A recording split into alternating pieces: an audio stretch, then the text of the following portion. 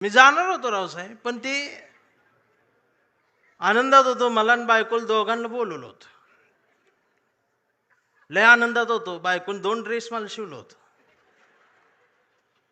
आणि ते काय केम्ब्रिजला बोलवलं होतं. ती बायको आमची युट्यूबला रोज केम्ब्रिज टाकून बघायची. ती मला दाखवायची, इथं चहा घेऊ, इथं कॉफी. म्हटलं तू लिहून ठेव, गेल्यावर करू. मी इतका आनंदात होतो, त्या कडूनची भांडणं लागली. कुणाची? अमेरिका, इस्रायल आणि ती इराण.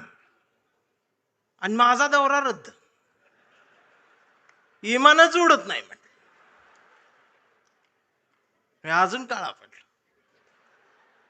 बर, भांडणं त्यांची आणि दंगा इथं.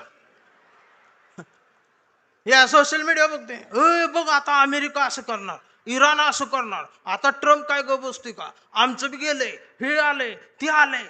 15 दिवस यांनी दंगा केला. जेव्हा यांच्या घरातला गॅस संपला,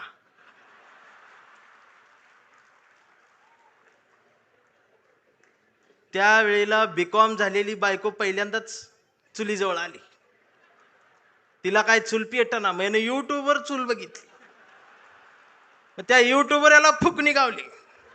ह्यानं तिला फुकणी दिली. म्हटलं फुकाय, तर ती डोळ्यातनं बघायला लागली. म्हटलं फुकायचं आहे. मग ती अशी फुकायला लागली, सगळा धूर गेला डोळ्यात. मग तिनं अशी फुकणी याला फेकून मारली, याचा गुडगा फुटला. आणि मग ही लंगडत लंगडत ती गॅसची टाकी घेऊन चौकात आला. चौकात 4 किलोमीटरची लाईन. मग दिवसभर उन्हात थांबलं. फुटाफुटान पुढं सरकत गेलं. संध्याकाळी 5 वाजता याचा नंबर आला. आणि ती पुढं नंबर आल्यावर संध्याकाळी ती काउंटरवरची मुलगी म्हटली, डीएसी नंबर असेल तरच या, 45 दिवसानंतर बुकिंग होईल, 60 दिवसांनी मिळेल. याच्या लक्षात आलं 60 दिवस गुडगा फुटणार. त्यानं असं डोळं झाकलं, गार वाऱ्याची झुळूक आली. मग यो म्हटला, जगाला युद्धाची नाही, बुद्धाची गरज.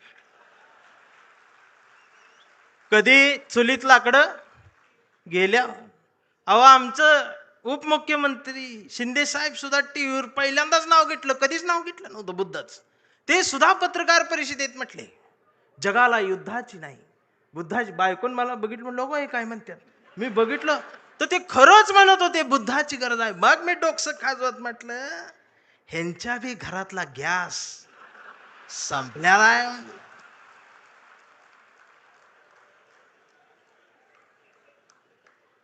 साधना आहे. अहो, काय चालले काय? त्यावेळेला तुम्हाला आमच्या आठवणी येतील. खराच प्रकरण ज्यावेळी टीव्हीवर आलं, महाराष्ट्र हादरला. त्यावेळेला महाराष्ट्राच्या मनात नाही तर अख्ख्या देशाच्या मनात एकच नाव आलं, डॉक्टर नरेंद्र दाभोळकर. खऱ्यापणाने लढणारी माणसं महाराष्ट्रात तेव्हाही होती, आजही आहेत, उद्याही असतील. आणि शिवसेना कायम खऱ्या माणसांसोबत मैदानात आहे, ते उद्याही राहणार आहे. ही संपणार नाही. फक्त माझी विनंती आहे, मला दिसते बरं का, मला काय भविष्य कळत नाही, पण मला दिसते लवकरच तुम्ही बी सत्तेत आहे. फक्त माझी विनंती साहेब एवढीच आहे, जेवढी गेले ती त्यातलं परत यायला बघत्याल, अजिबात नाही घ्यायची.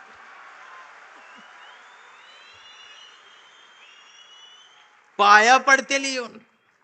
त्यांचं दुःख आहे हो, त्यांना तुम्ही शिव्या देऊ नका. मला माहित आहे, दररोज उद्घाटन करतात, दररोज सत्कार करतात, पण घरी गेल्यावर दार लावून रडतात.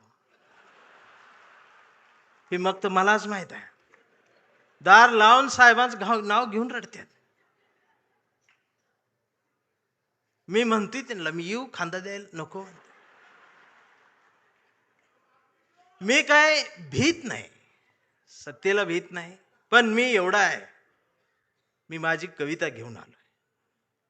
पाखरांच्या चोची मधला घास व्हावी कविता, पहिला आणि शेवटचा श्वास व्हावी कविता, कोसळावेत थेंब भुईत मातीचा वास व्हावी कविता, उगवावा पिंपळ, एक प्रवास व्हावी कविता, त्याच पिंपळाच्या सावलीला मानवतेचे गीत गाणारी बुद्ध व्हावी कविता, मी करावे पाखरांच्या हवाली तिला, मग शुद्ध व्हावी कविता, हिंदूंच्या कंठामध्ये सलाम अलिकम सलाम व्हावी कविता, मुस्लिमांच्या भाळावरचा नाम व्हावी कविता, मंदिर मशीद बांधणाऱ्यांच्या कपाळाचा घाम व्हावी कविता, इंद्रायणीत तरलेला तुकाराम व्हावी कविता, आणि या देशाच्या मातीत विज्ञान पेरणारी अब्दुल कलाम ही व्हावी कविता. ही कविता प्रबोधनकार ठाकरेंच्या विचारांच्या वारसदारांकडूनच येऊ शकते. आमच्या लक्षात येत नाही. आम्ही कुणाजवळ जाऊन बसावं आणि कुठून उठून जावं, ह्याला ज्याला जमलं त्यालाच आयुष्य कळलं. जाणारच आहे ना एकदा तरी. काय राहणार आहे तुमचं? अख्ख्या महाराष्ट्राच्या मनावर राज्य करणारा, हृदयाच्या कप्प्यात बंद झालेला आमचा अजितदादा सारखा नेता अचानक गेलाच ना. काय नेलं सोबत? आणि दादा गेल्या दिवशी दुसऱ्या दिवशी कुटुंब शपथा घेत होतं पण मंत्रीपदाच्या. हा विनोद नाही, हा विनोद नाही, ही वेदना आहे, पर्याय नाही. काय राहते आमचं? आज कितीतरी अधिकारी भ्रष्टाचारात हे आहेत ते आहेत. समोर एखादं वंचित पिचलेलं येतं ना, त्याच्यासाठी कुणाचाच फोन येत नाही, त्याच्यासाठी कुणीच फोन करत नाही, त्याच्यासाठी कुणीच दबाव टाकत नाही. जर अधिकाऱ्यांनो तुम्ही फक्त त्याला बसवून पाणी प्यायला दिलं आणि कुणाचाच फोन न येतात जर त्याचं काम केलं ना, तर संध्याकाळी स्वाभिमानाची झोप लागते.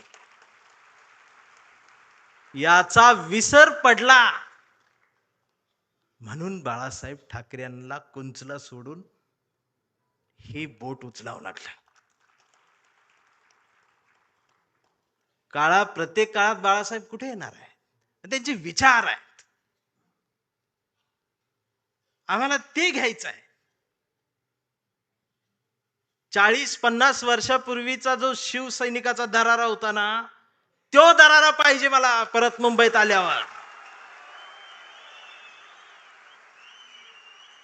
आवाज पाहिजे, त्याची नजर पाहिजे. छत्रपती शिवाजी महाराज, त्यांचं नाव घेऊन राजकारण, किती उंचीचा पुतळा, यावर तुमचं प्रेम, ती बी वाऱ्यान पडते आणि मग ती तुकडे होऊन पडतात आणि मग ही आमची लगेच रडते. महाराज, पुतळ्यात महाराजांना बघायची सवय लागली. हेच झालं ना आमच्या महापुरुषांच्या बाबतीत. अगदी 4-5 वर्षाસુધી महाराष्ट्रात सकाळ आली, शुभ शिव सकाळ, भगवा झेंडा आला असा. मी डोकस खाजवत म्हटले, ही सकाळ कुठनं आली? म्हणजे आता महाराज येणार, उठा, आपली सकाळ झाली. मी कुणाला तरी चिडवण्यासाठी होती. मग दुसऱ्यानं बघितलं, ते म्हटलं त्यांची झाली, आपली कधी? हे म्हटलं कर आपली. मग निळा झेंडा, शुभ भीम सकाळ, 11 वाजता. शिव सकाळ, भीम सकाळ, शिव सकाळ, भीम सकाळ. मग तिसरा एक जागा झाला, म्हटलं आमची घ्या, पिवळा झेंडा, शुभ लहू सकाळ. या सकाळ आल्या कारण महापुरुषांच्या पुतळ्याजवळ मेंढरांची गर्दी वाढली. ही पुतळ्याजवळ वाढलेली मेंढरांची गर्दी जोपर्यंत पुस्तकांजवळ, विचारांजवळ येणार नाही, तोपर्यंत ह्यांना काय कळणार आहे? रात्रीचे 1:30 वाजता आमदार शिव्या देते फोन करून त्या प्रकाशकाला. मी ऐकली, ती ऐकली. 8 मिनिटात 36 शिव्या आहेत.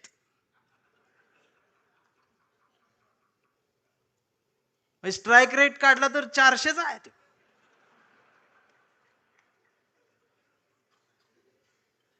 मला त्याचं वाईट नाही वाटलं, पण त्यांच्या घरी त्यांच्या मिसेस आहेत, आई आहे, मुलगी आहे, ही नीट बोलत असेल.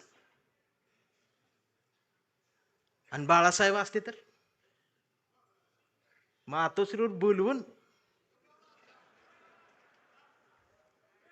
400च्या स्ट्राईक रेट ना. बाळासाहेब नसलेून काय झालं? तुमच्या मनगटात तो विचार आहे ना, तो स्वाभिमान जिवंतच ठेवा. एक गरज आहे. आणि खरं सांगू आदित्य दादा, गावगाड्यावर, शहराच्या चौकात, झोपड्यांमध्ये एक हुंदका आहे, एक हंबरडा आहे, जो राम कृष्ण हरी माऊली म्हणत एखाद्या नव्या ठाकरेची वाट बघत बसलाय.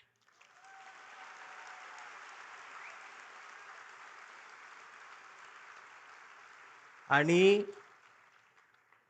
ती पोकळी भरून काढण्याचं काम, भरीव काम आता तुम्ही करायला सुरुवात करावी. हा शिवसैनिकासोबत माझ्यातला भीमसैनिक सुद्धा तुमच्यासाठी मैदानात उतरणार. कुठपर्यंत आम्ही एकमेकांशी भांडत बसायचं? जर शिवाजीनगर मधून समतेचा आणि मैत्रीचा हात, जर माझ्यासाठी दोस्तीचा हात येत असेल, तर आंबेडकर नगर मधून माझा सुद्धा हात मैत्रीचा तुमच्यासाठी पुढे यायला पाहिजे.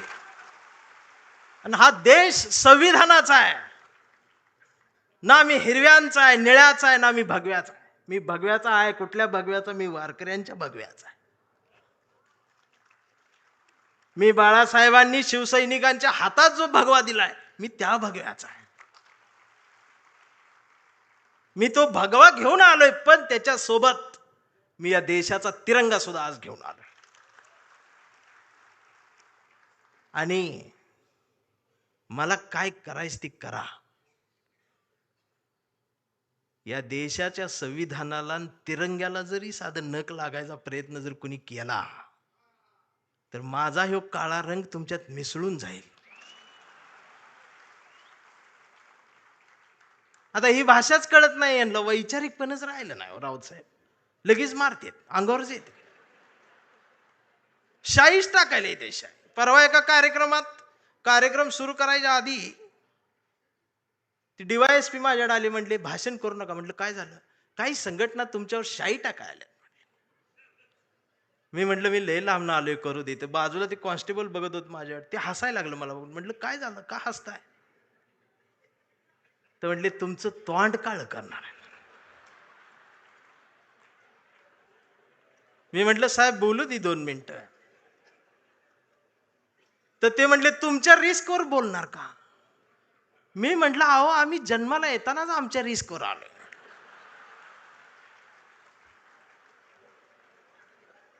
मी भाषणाची सुरुवात केली, म्हटलं जे कोणी शाई टाका आलेत त्यांना विनंती एवढी आहे, म्हटलं तुम्ही चुना आणा, अजून काय काळ घालणार. हे जी घसरण झाल्या आमच्या शहाणपणाची, मी या मराठी मातीचा सांगावा घेऊन आलोय तुमच्यासाठी की तुमची गरज महाराष्ट्राला आहे. आणि महाराष्ट्र फक्त तुमचा आहे. मी आता जास्त वेळ घेणार नाही, कारण आता डरकाळ्या ऐकायच्या आहेत. मी कविता घेऊन थांबणार आहे, ज्या कवितेसाठी मला साहेबांनी बोलवले. त्या कवितेत तुडवा ऑपरेशन आहे. कविता आहे कांबळे.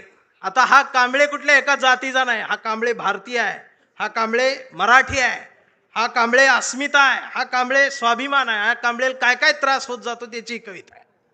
हा कांबळे शेंडीतून जानव्यातून मुक्त येऊन प्रबोधनकारांच्या जवळ आलेला आहे, फुलेशाह आंबेडकरांच्या जवळ आला, असा हा स्वाभिमानी आहे की आमचा कांबळे लय हुशार. हे कधीच नाही रडला, नुसताच कांडला करून. कांबळे शाळेत गेला, मास्तरनं फळ्यावर सरस्वती काढली. कांबळे शाळेत गेला, मास्तरनं फळ्यावर सरस्वती काढली, पण कांबळेनं पाटीवर सावित्री काढली. मग मास्तरनं चिडून कांबळेला असा तुडवला, असा तुडवला, असा तुडवला, पण कांबळे नाही रडला, नुसताच कांडला करून. कांबळे वयात आला, विशीत आला, मिशीत आला, कांबळे गुलाबी झाला आणि तिच्या प्रेमात पडला. मग तिनं विचारली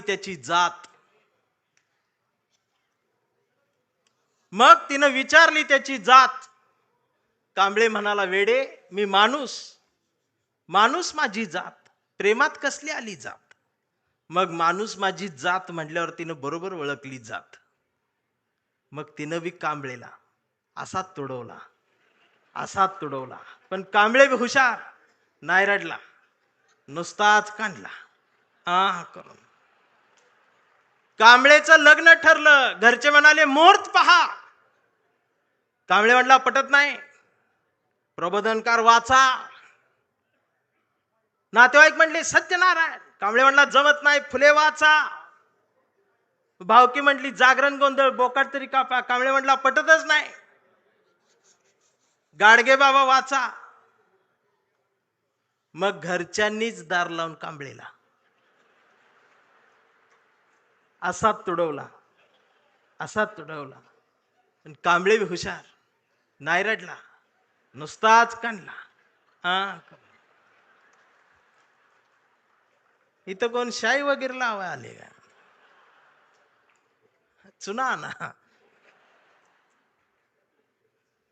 मग कांबळे अशा चळवळीत आला. सगळ्या चळवळी अशा गट तट फुटून बिटून गेले. कांबळेला वाईट वाटलं. कांबळे सगळ्यांना वाटला, सगळ्यांनी एकत्रित या, देश समजून घ्या, महाराष्ट्र समजून घ्या. दिवसभर बोंबलत राहिला. मग संध्याकाळी सगळे एकत्रित आले आणि एकत्रित येऊन आपल्याच कांबळेला, आपल्याच लोकांनी असाच तुडवला. पण कांबळे बी हुशार, नाही रडला, नुसताच काढला. आणि आता कांबळे शिवसैनिक झाला.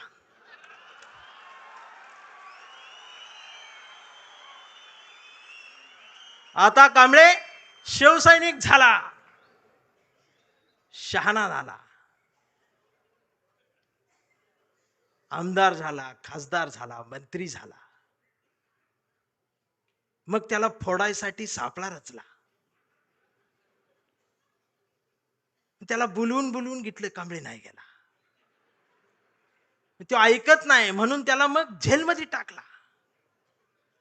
तिथं सुद्धा ईडीनं त्याला असा तुडवला.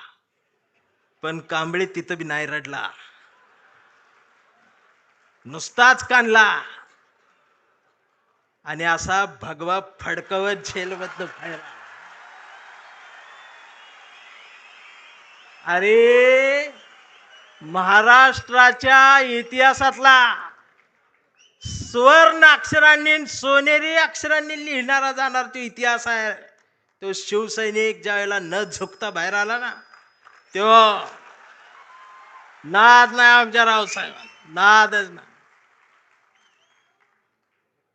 आता कांबळे वयस्कर झाला. त्याच्या परवा ते सोशल मीडियावर येडं झालेले. ते सोशल मीडियावर कोण आहे, निसर्ग चित्र येतं, त्याच्यावर लिहिलेलं असतं 70% डोळे बारीक करा. हे बारीक करतात आणि त्याच्यात येतं स्वामी दिसले, पाया पडते. तो 70% डोळे बारीक करून स्वामी बघणाऱ्यांची जमात वाढली साहेब. अजून 30% डोळे उघडे आहेत ना, ती सुद्धा पूर्ण बंद व्हायच्या आधी उघडा, नाहीतर खरात घरात घुसल. आणि असं बोलल्यावर मला मारते. परवा कांबळेच्या मुलानं मोबाईल बघत अर्धा डोळा बारीक करत कांबळेला विचारलं, डॅडा,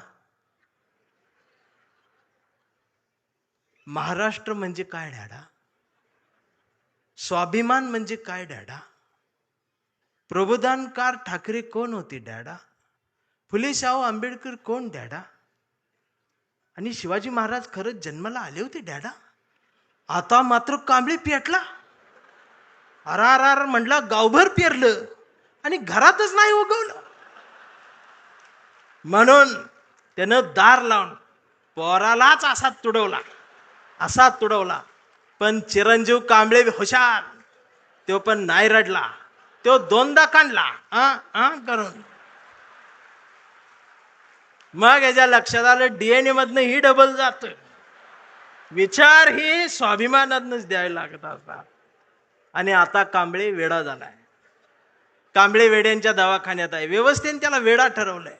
कांबळे वेड्यासारखं स्वाभिमान म्हणतो, कांबळे वेड्यासारखं निष्ठा म्हणतो, कांबळे वेड्यासारखं संघटन म्हणतो, कांबळे वेड्यासारखं मराठी म्हणतो, कांबळे वेड्यासारखं भारत म्हणतो, कांबळे वेड्यासारखं शिवराय ते भीमराय सांगतो.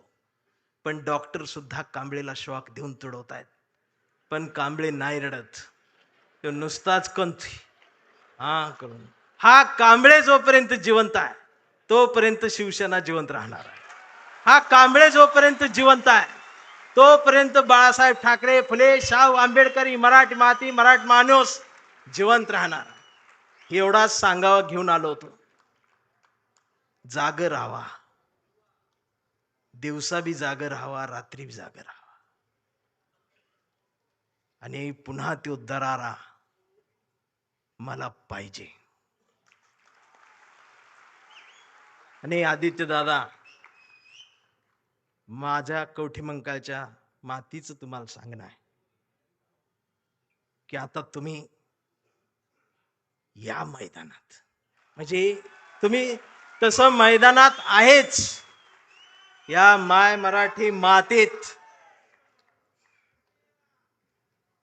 ब्रँड म्हटलं जातं ना, ब्रँड, त्या ब्रँडला म्हणते शिवसैनिक, ओरिजिनल शिवसैनिक. थांबताना एवढंच म्हणेन, आभारांचे भार कशाला, सत्तेचे हार कशाला, मनात एक घरट बांधूया या शिवसेनेचं, या शिवसेनेच्या घरट्याला दार कशाला, झुळझुळत्या या बाळासाहेबांच्या झऱ्याला आपल्याही स्वाभिमानाचं पाणी देत राहूया.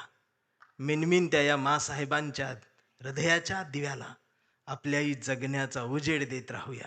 आणि जोपर्यंत ठाकरे घराणं आमच्या मनाला साथ घालत राहील त्याला आयुष्यभर असाच प्रतिसाद देत राहूया. मी राऊत साहेबांच्या स्वाभिमानाला वंदन करतो. तुमच्या सर्व शिवसैनिकांना मनापासून जय महाराष्ट्र करतो. थांबताना हुंदका दाटून येतोय. एवढ्या मोठ्या स्टेजवर, एवढ्या मोठ्या प्रबोधन पीठावर मला उभं करण्याची संधी तुम्ही दिलीत. मी आभारी आहे. धन्यवाद.